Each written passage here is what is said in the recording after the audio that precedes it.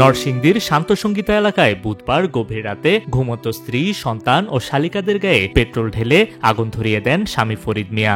বাইরে থেকে দরজায় তালা ঝুলিয়ে পালিয়ে যান তিনি। আগুনের তাপে ছটফট করতে থাকা পরিবারের আর্তচিৎকারে ছুটে আসে এলাকাবাসী। টিনের বেড়া ভেঙে উদ্ধার করা হয় দগ্ধদের।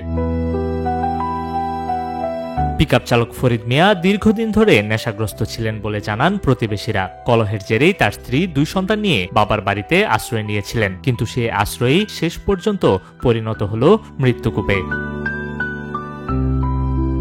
অগ্নিদগ্ধ রিনা বেগম, তার 2 ছেলে আরাফাত ও তাওহিদ, শালিকা সালমা বেগম এবং সালমার ছেলে ফরহাদ সবাইকে প্রথমে নরসিংদী সদর হাসপাতালে ভর্তি করানো হয়। পরে তাদের স্থানান্তর করা হয় জাতীয় বার্ন ও প্লাস্টিক সার্জারি ইনস্টিটিউটে।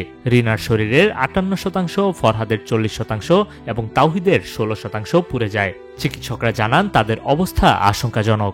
আমাদের হাসপাতালে গতকাল রাতে সংগীতা থেকে বার্নের পেশেন্ট এসেছিল টোটাল 6 জন। 6 জনের মধ্যে আমাদের 5 জনকে আমরা চিকিৎসা দিয়ে ঢাকায় রেফার করেছি, আর আরেকজনকে হচ্ছে আমরা এখানে প্রাথমিক চিকিৎসা দিয়ে আমাদেরকে বাসায় পাঠিয়েছি। নিউজ ডেস্ক, রূপালী বাংলাদেশ।